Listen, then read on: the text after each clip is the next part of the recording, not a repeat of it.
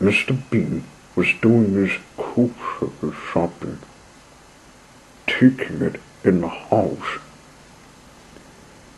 He then had his tea with Teddy, but he was thinking of a pet which he never had. Mrs. Richard, he knew, didn't want him to have a dog or any animal in the house, except he remembered a black cat on his head, and people wanted the hat in shapes of it. Thinking about it made him want to have one. I think, Teddy, I shall have another adventure with the Blue Millie, said he. The next morning, after breakfast, Mr. Bean went to his car and went driving to the motel. Just as he pulled away from his flat, he ran into another car, which fell off. "Oi!" Mr. Bean stopped, looking up to see what he wrongly did. Uh-oh, he thought. It was none other than Mr. Spaulding, who was knocked from him in his vehicle. Mr. Bean sped off, not wishing for his revenge again. At last, after kilometers, he came to the motel. Brunswick. "Oh, Mr. Bean, I'm liking to visit the Forest of Dean today, then visit Wales. White's asked me to try doing a ring in the beach," said Bill. "I hope it's still there," said Mr. Bean. He parked his car in Bruce's place before he got into the Blue Millie. Then he went off to the Forest of Dean to see what Paul could find to remember. As soon as they got there, they came to a river with a pebble path. Mr. Bean had a picnic so he could have lunch to eat on the other side. Now, when a small car is left alone, it doesn't stay that way for long. Blue, while he waited for Mr. Bean to come back, saw the box left beside a tree. He thought he could take it and show it to his driver. He also noticed a car from a third tree away from him. The shape of that car looks familiar.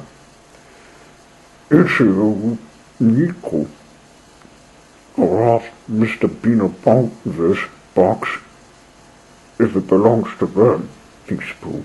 So he put it in his boot. Mr. Bean came back and was ready to move on to Wales after Pooh picked up a twig to take back. They hadn't gone far when a small black cat ran out.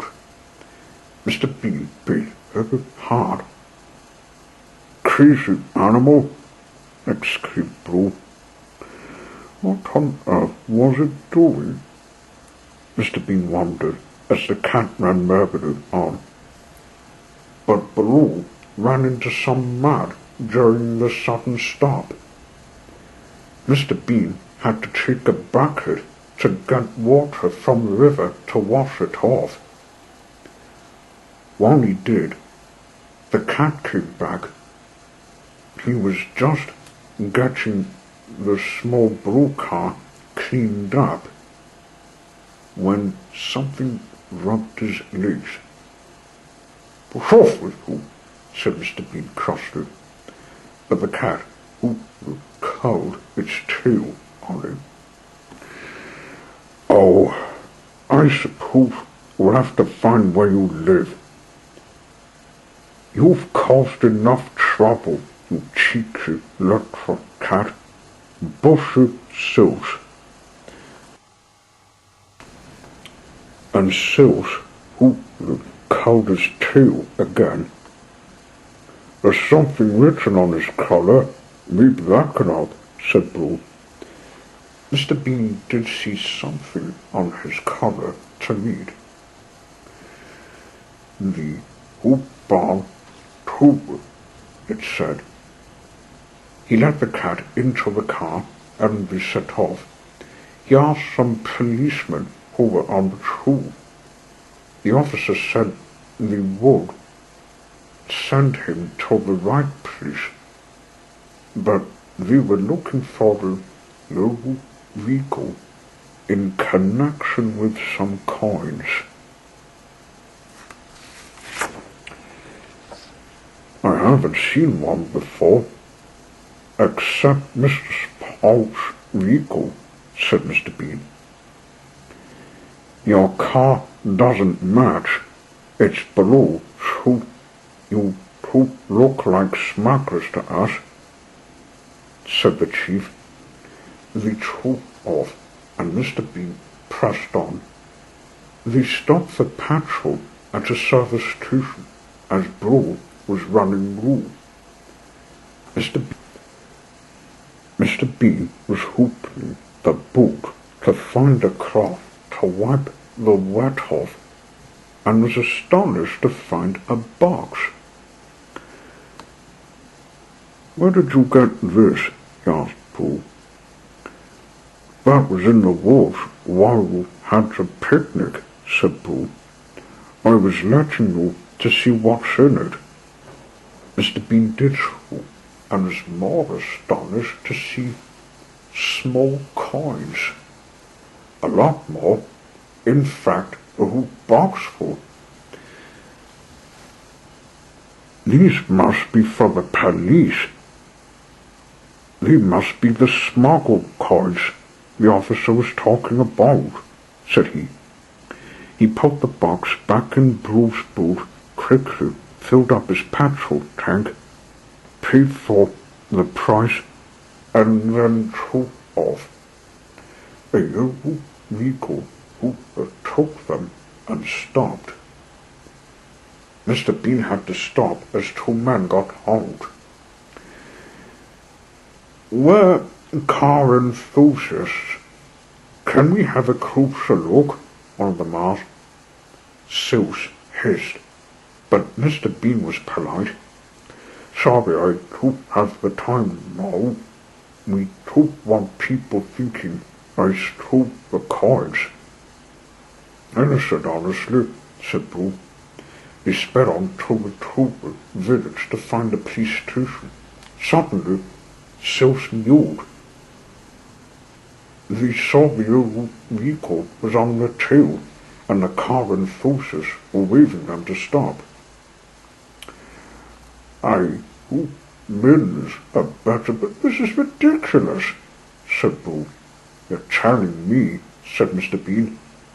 They sped on faster into the wooded road instead of cruising to the beach.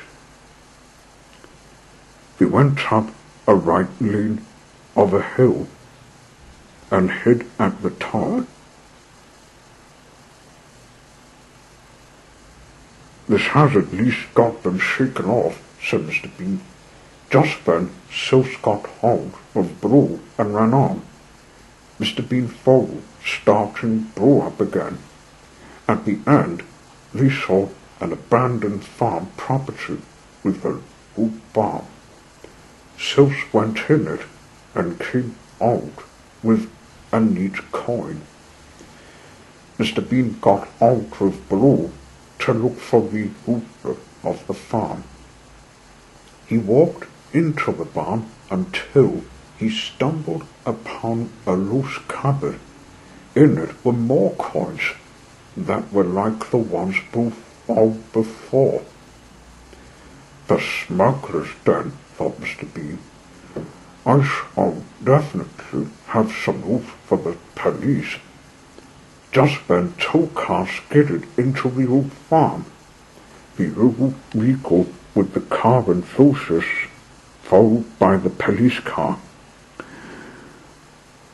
"We wish to search your car," "In connection of the coins," said the chief. "That's the car you're looking for. Prospect man's trespassing on property," said one car enthusiast. "Besides, who cars two before the box in Bruce's boot?" "Before you arrest me," said Mr. Bean calmly, "look in the cupboard which belongs to these gentlemen here." He was so polite that the chief did so. Mr. Bean now realized what had happened. The car enthusiasts were really the smugglers. They were trooped from Mr. Spauld's to track him in their ego with putting in the box for bait. Just then one of them grabbed the box, but Blue prevented their escape, knocking the Rico over, and Silse grabbed one smuggler on the leg, scratching it harshly. The constable caught the other by the neck. The chief came back when finding the loot. He realized the truth and had them arrested. Silse had been the smuggler's cat, but they couldn't turn him out. "I suggest you keep him, and maybe Mrs. Richardson who can pitch it," said the chief. True, the cat was Mr. Bean's. Bruce seemed pleased with this cute reward. "As for the Rico, we can leave it here so this property can be for sale till someone buys it," the chief added. They went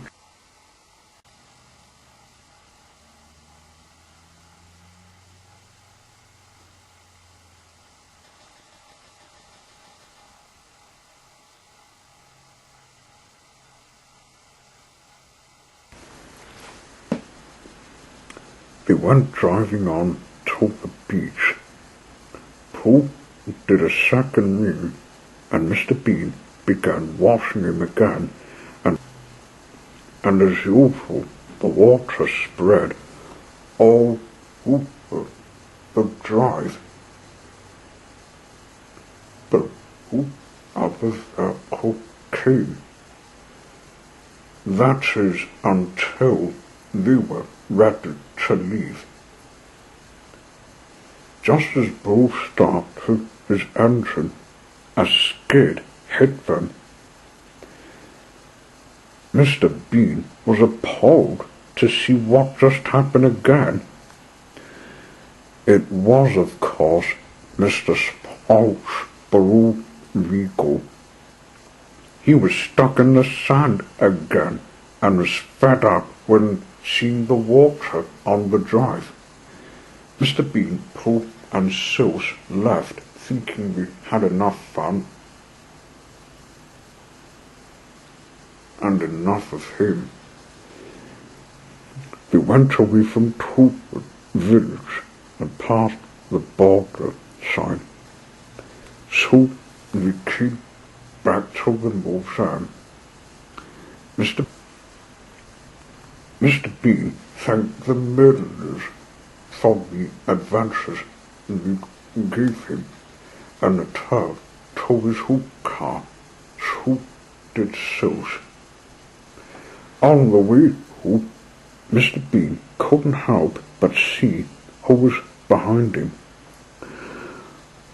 "Oh, it's the Rico again, is it? Well, I'll not bother with him, as he got bogged 2 times, and he sped on to his house." Silse agreed. He never liked riding vehicles anymore. To his surprise, however, the vehicle came to a breakdown. It actually had brakes. 1 minute it was on the roof, the next it fell off down a hill. That, I hope, will be the last of him,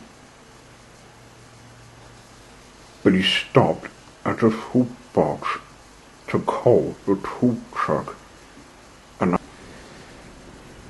An ambulance was called to take the driver away, and his car was towed.